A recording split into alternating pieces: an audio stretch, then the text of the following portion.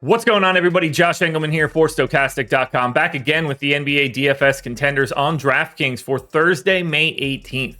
Now be sure to hit that like button, subscribe to the channel, hit the notification bell so you know when everything goes live. Follow me on Twitter at Josh Engleman. The biggie, sign up for the lineup generator. Now I know the banner at the top of the screen says NBA lineup generator.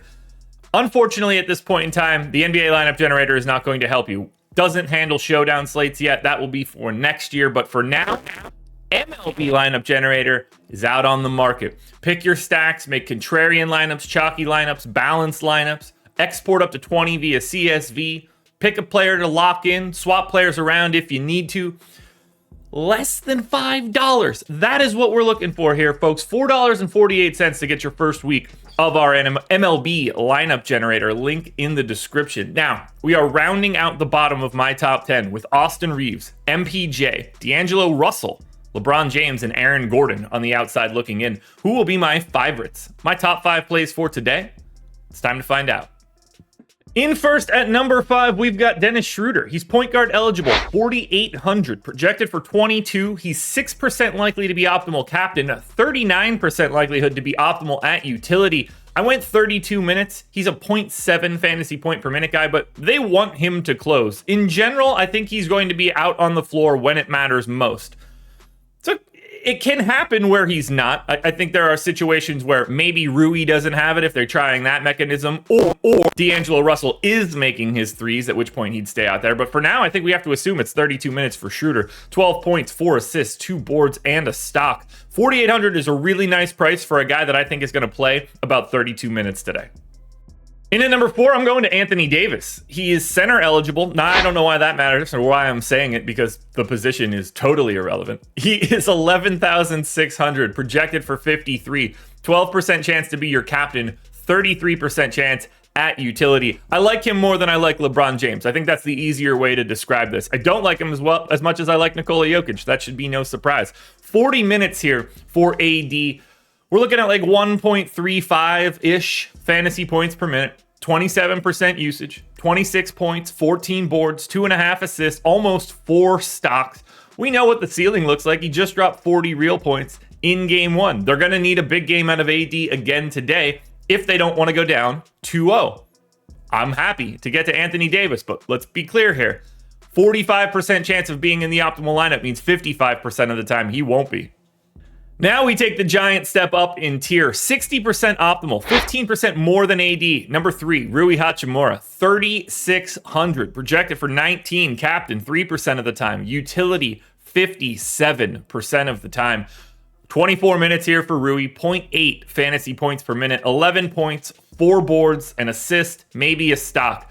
They found some success putting Rui on Nikola Jokic for a defensive matchup. Now, there is going to be a counter from Mike Malone and the Nuggets. We're going to see something different. They're not just going to permanently have, well, at least I don't think, they're going to just permanently have Rui out there guarding Jokic. But I do think he cemented himself into this rotation for the next few games in a bigger way than he was before. I went 24 minutes here for Rui. Seems very viable. And if that's the case, even at 20 minutes, Rui is a really good value option at 3,600, given his propensity for shooting. At 24 minutes, he's exceptional. He makes it so much easier to, 1, not have to find those random 1K like punt plays for today. And 2, he can play more than 24 minutes. And if he does, he's basically guaranteed to be in an optimal at 3,600. Like, think about it. 60% at 3,600. If you go to 26 minutes, that's probably like 75%. 27 or 28 minutes, if he just like closes a game, we're talking about 85, 90%. This is one of the easier decision points you'll make. I had a ton in game 1. I'm going to do it again in game 2. That's Jamal Murray, 9,400, projected for 48.5. 19% likelihood to be your optimal captain, 46% at utility, 65% in total. 39 minutes here for Murray, 29% usage. You know what you're getting out of Jamal. You need buckets, and they're probably going to be a bunch of shots from the mid-range. 26 points, 7 assists, 5.5 boards, a stock and a half here for Murray.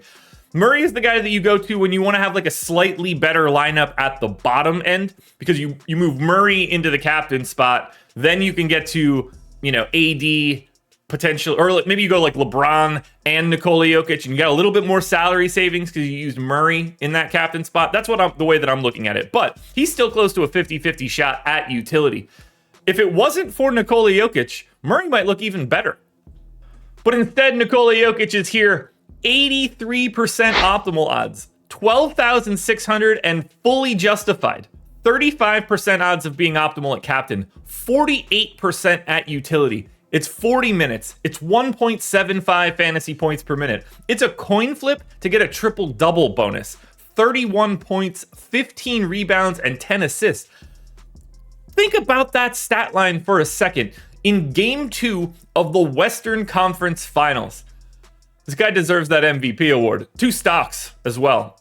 He's the most expensive guy on the slate, and it's not close. And he's the best play on today's slate, and it's not close. Are there situations where he doesn't make the optimal? Yeah. I think you're probably just better off betting the Lakers in those spots, because if Nikola Jokic isn't making the optimal lineup today, I have a really difficult time assuming that the Denver Nuggets won today, unless they won by 50. Nikola Jokic is your best play. I'm not bringing any news.